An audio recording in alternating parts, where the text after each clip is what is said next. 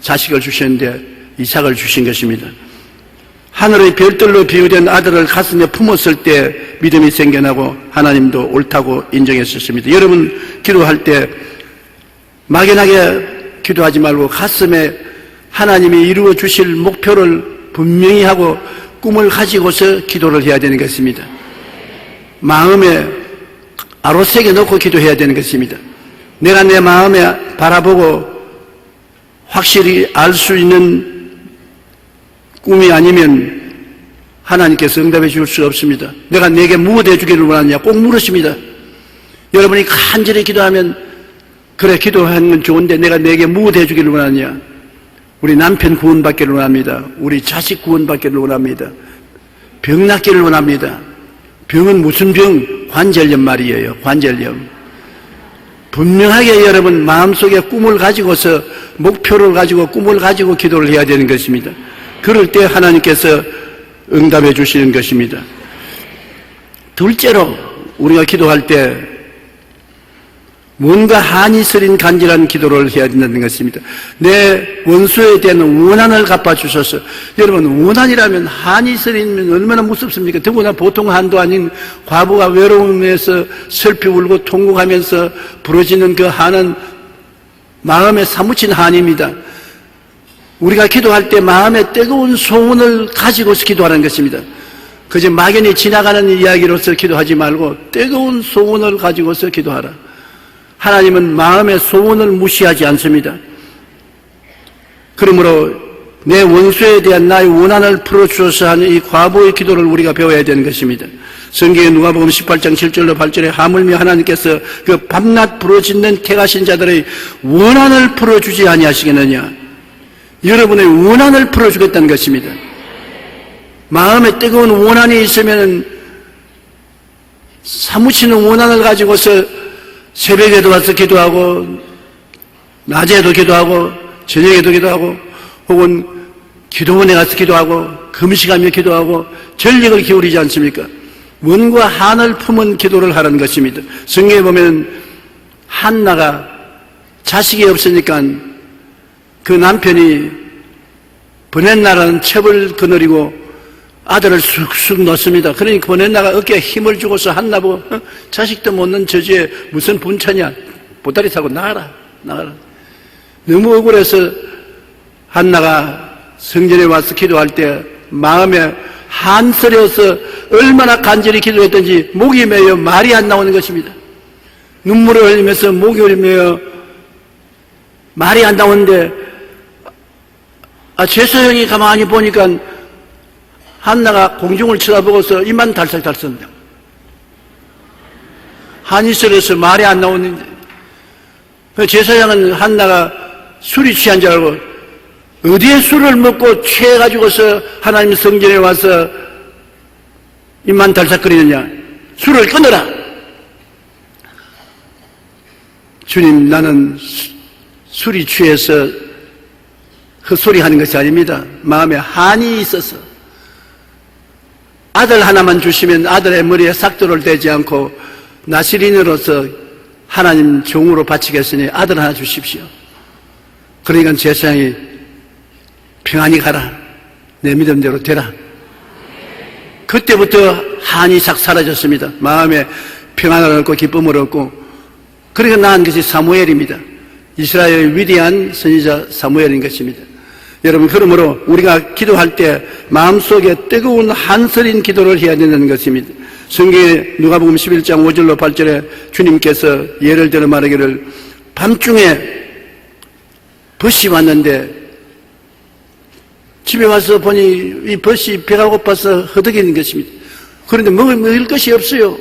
부엌에 가서 샅샅이 뒤져봐도 아무것도 없습니다. 빵 조각이 없어요. 그러나 이웃은 잘 사는 이웃인데 부잣집인데 밤 12시가 넘어서 다 잠자리에 들어갔는데 어찌할 도리가 없어서 가서 대문을 두들겼습니다. 여보세요. 내 친구가 밤중에 왔는데 먹일 것이 없습니다. 떡 3덩어리만 빌려주십시오. 밤중에 대문을 두들기면서 호소하니까 아주 굉장히 귀찮지 않아요. 그러니까 방 안에서 일어나지 않고 내일 아침에 오십시오. 지금 우리는 문 다 닫고 애들하고 잠자리에 들어왔는데 왜 잠자리를 깨우려고 합니까? 내일 아침에 오십시오. 내일 아침까지 기다릴 수 없습니다. 친구가 배가 고파서 못 견디는데 뭘 좀 주십시오. 모른 체합니다. 그러니까 계속해서 떡을 주십시오. 떡을 주십시오. 모른 체 하니까 이제는 한서린 기도를 하는 것입니다. 떡. 떡을요. 떡 좀 주세요. 떡. 아주 본론을 가지고서 고함을 치니까 잠 다 잤단 말이에요. 이거 내버려 놨더니 잠 다 자겠습니다. 그래서 그가 일어나서 한 말이 친구이기 때문에 떡을 주는 것이 아니라 잠을 잘 수가 없어 번거로워서 주겠다고 떡을 주었다고 주님께서 말하시면서 기도할 때 너희들도 그렇게 하라. 서론 본론 결론에서 서론이 너무 길고 전지전능 무소부지하신 하나님, 어제도 계시고 오늘도 계시고 장차 오신 하나님, 영광의 하나님, 불쌍히 여기신 하나님, 나에게 떡을 주시옵소서. 그런 서론을 너무 길게 하지 말고 단도직입적으로 주님 배가 고파 못 견디겠습니다. 떡을 주시옵소서. 그 다음엔 본론은 복잡하게 말할 필요 없어요. 떡 주세요. 그렇게 하면 주님이 들어주신다는 것입니다. 그러므로 우리가 너무 기도에 복잡하게 생각하면 안 되는 것입니다. 붓됨으로 인하여 일어나서 주지 아니할지라도 그 강청함을 인하여 일어나 그 요구대로 주리라고 했었습니다. 계속해서 부르짖는 강청한 기도는 굉장한 힘이 있습니다.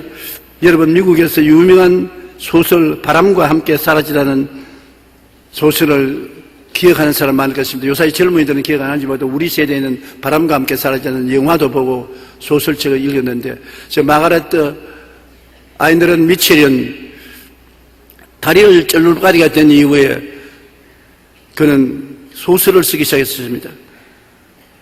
그런데 그 바람과 함께 사라지는 소설을 7년 동안 걸려서 소설을 적었는데 그 원고를 들고 여러 출판사를 찾아다녔지만 범범이 딱지를 맞고 뒤돌아서서야 됐습니다. 그러니 그녀는 낙심천만입니다. 출판사가 안 받아주는 것입니다. 그러나 그는 포기하지 아니하고 하루는 맥밀런 출판사의 사장이 기차를 타고 출장 간다는 소식을 듣고 기차역으로 찾아갔습니다. 그리고 원고 뭉치를 사장에게 건네주면서 간청했습니다. 제발 이 원고를 한 번만이라도 읽어주세요. 하도 간청을 하기 때문에 아주 귀찮은 듯 원고를 받아서 가방에 집어넣었습니다. 속으로는 내가 뭘 이런 원고를 읽겠노? 이름도 없는 무명의 처녀가 쓴 작품을 내가 읽을 필요가 있겠냐? 그리고 기차에 타고 출발했는데, 기차 안에 전보가 날라왔어요.